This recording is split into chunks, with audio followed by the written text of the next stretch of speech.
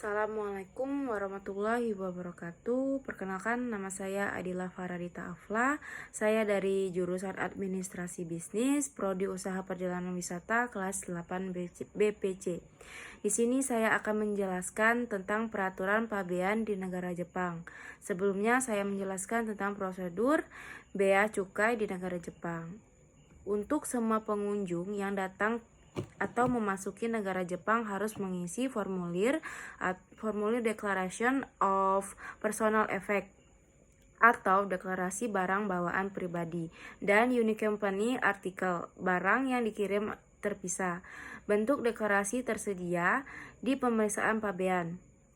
Jika membawa uang tunai lebih dari 1 juta yen Jepang, maka diharuskan untuk mengisi Declaration of Carrying of Means of Payment atau deklarasi tercatat sarana pembayaran yang juga tersedia di pemeriksaan pabean hingga 3 botol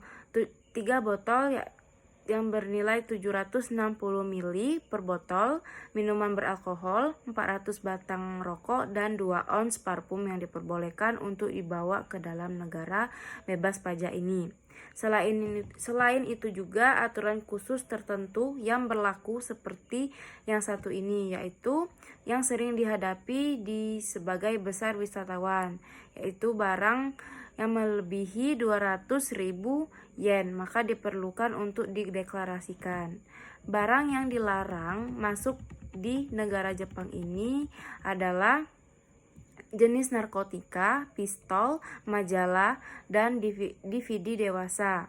Artikel yang melanggar hak kekayaan intelektual seperti barang palsu, tanaman, dan spesies hewan, serta produk-produk yang berbentuk bahan baku lainnya seperti keju dan daging. Untuk contoh yang sering dilanggar dalam pembatasan ini, artikel yang dibatasi adalah hewan dan tanaman yang memerlukan pemeriksaan karantina, senjata berburu, pedang, serta obat-obat dan kosmetik. Jumlah barang-barang yang diperlukan atau diatur oleh berbagai aturan dan undang-undang. Setiap deklarasi palsu dapat dikenakan hukuman berat sesuai dengan hukuman yang berlaku. Untuk mengekspor produk keluar dari Jepang, ada 3 dokumen yang harus diisi. Yang pertama itu adalah Registration for Carrying Out Foreign Made Goods atau pendaftaran untuk membawa keluar barang buatan luar negeri untuk menyatakan barang non-Jepang milik kita. Diisi description dan kuantitas jam tangan, tas, kalung, dan sebagainya, dan memberikan ke pabean. Tanpa mendaftarkannya, barang-barang ini tidak dapat dibedakan dari barang yang diberikan di luar negeri, dan dalam beberapa kasus biasanya dikenakan pajak untuk pengiriman tersebut. Untuk yang membawa uang lebih dari 1 juta yen harus mengisi formulir Declaration of Carrying of Means of Payment atau deklarasi sarana untuk bentuk pembayaran. Dengan ketika berangkat atau memasuki Jepang, kita harus mendeklarasi dan membawa uang tunai yang melebihi 1 juta yen Jepang atau setara secara total. Ini termasuk uang tunai, cek, emas murni lebih dari 90%.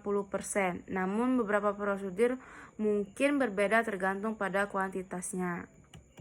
Untuk jalur merah dan hijau, ketika kita tiba di Jepang, pengunjung harus memiliki salah satu dari jalur tersebut.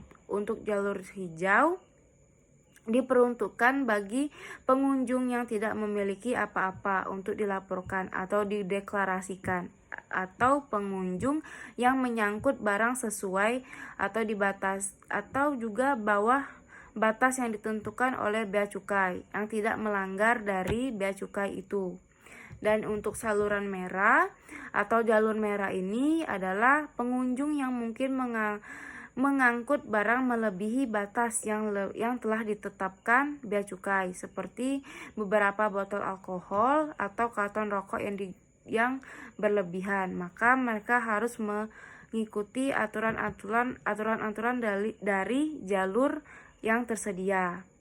Baiklah, itulah penjelasan dari saya. Jika ada yang kurang, saya mohon maaf. Kepada Allah saya mohon ampun. Terima kasih. Semoga bermanfaat untuk kita semua.